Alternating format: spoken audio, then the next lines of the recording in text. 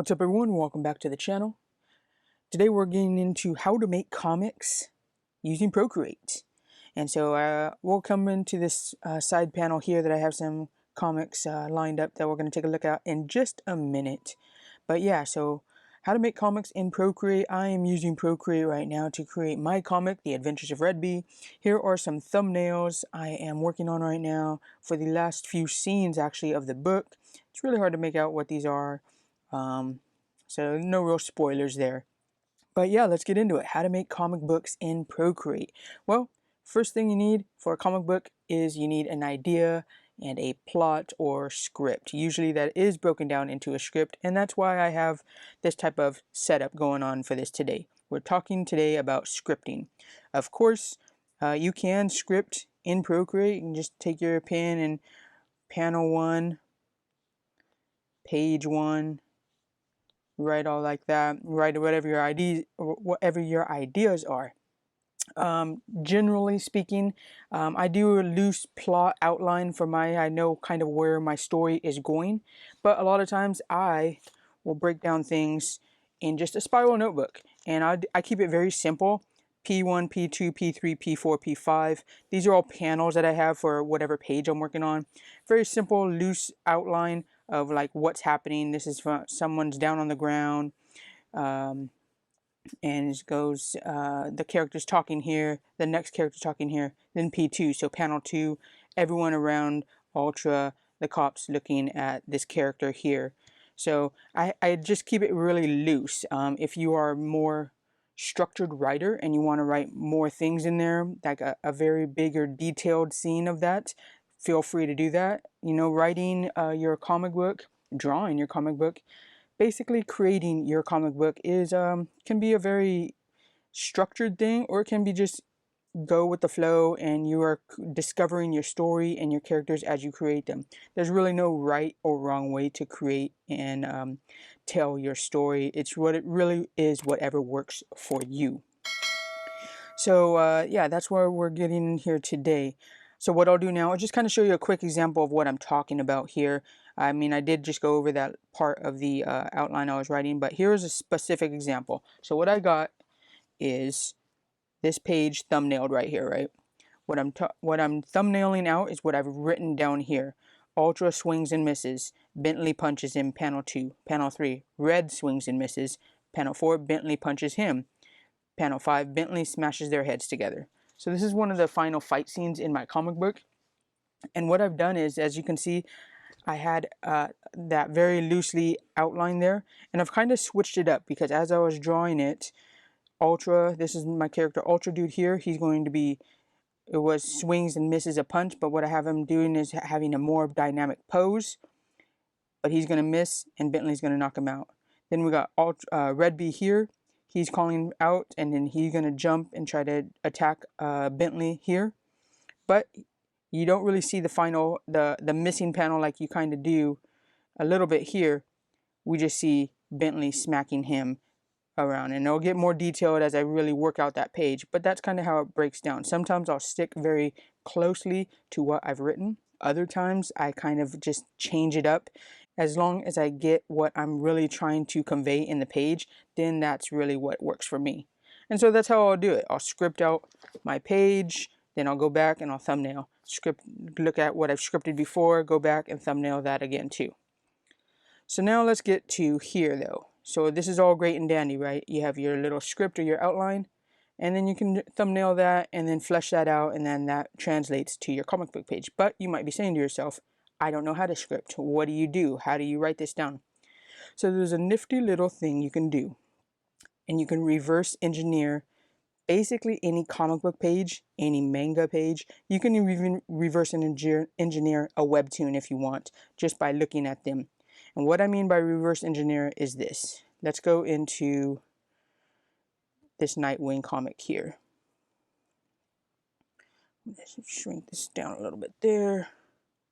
So this is Nightwing, one of the older series by Chuck Dixon. Awesome Scott McDaniel artwork. I always love his style of artwork. And if you don't know how to script or outline or anything for comic books, you can reverse engineer it by looking at a comic book page. So here's a splash page, which really is kind of simple. You say, oh, big panel, big splash page, two characters doing something, and what they're saying. But let's go to a more complicated page. That's more complicated, I should say, than a splash page. What do we got here? So we got one page. Let's just call it page one. Page one. You got 1, 2, 3, 4, 5 panels. You can tell yourself or your artist you're working with beforehand, 5 panels. Let's see what it is. 5 panels. Sometimes your artists prefer to be told like how many panels there are. I know of other artists that don't like to be told how many panels to put on a page. They kind of like to have that creative freedom to put as many or as little panels as they can on a page, as long as the story is coming across.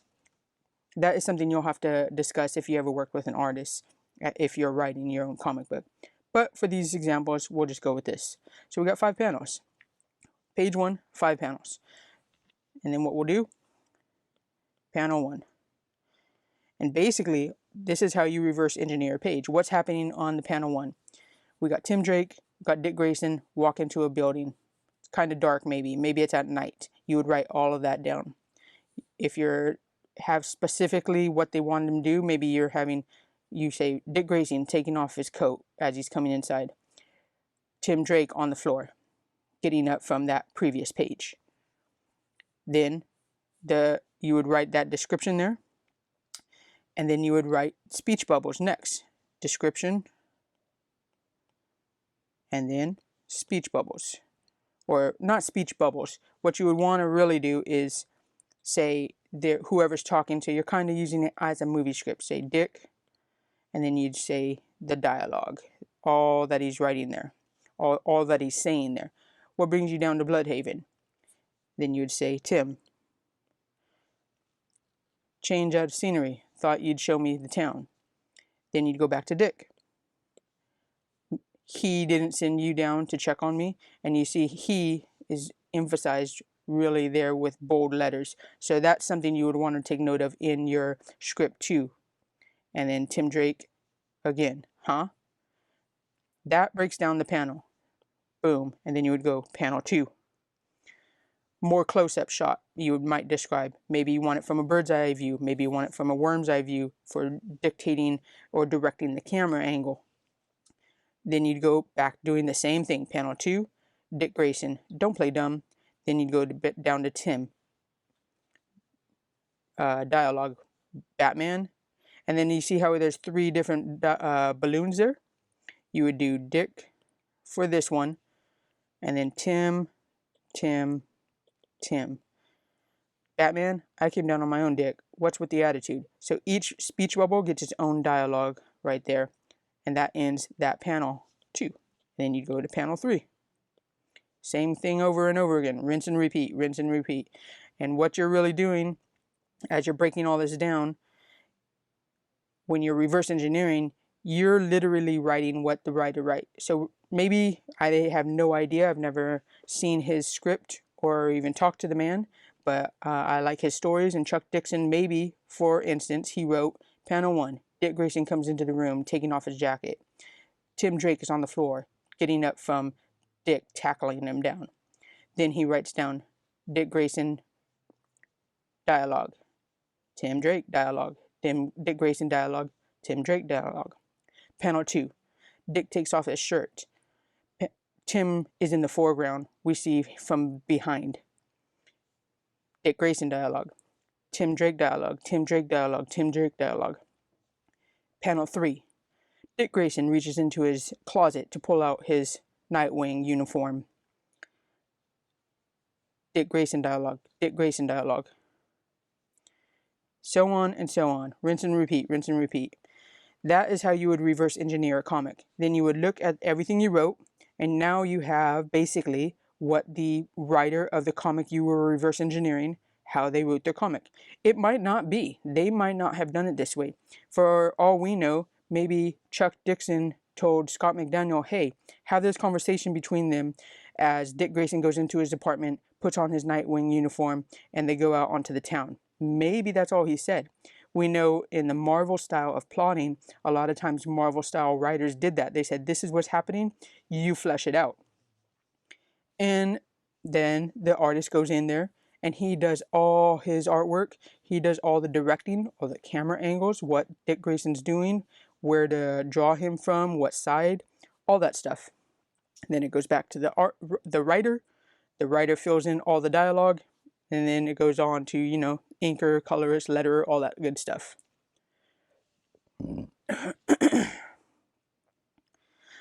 So basically, that is how you would reverse engineer a comic book, so you would know how to write a comic book page.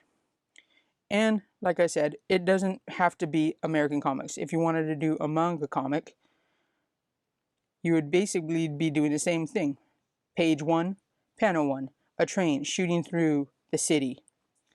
Panel 2, a man holding on inside as he waits for the train to stop. Panel 3, no, actually this would be panel 3 because it's manga. Panel 3, a little bit closer up on the man. Maybe he looks a little worried, maybe he looks like something's bothering him. Panel 4, some type of smoke or something is coming out of his man. We get a close-up on the man's mouth. Panel 5, there's a little girl or there's a lady next to him.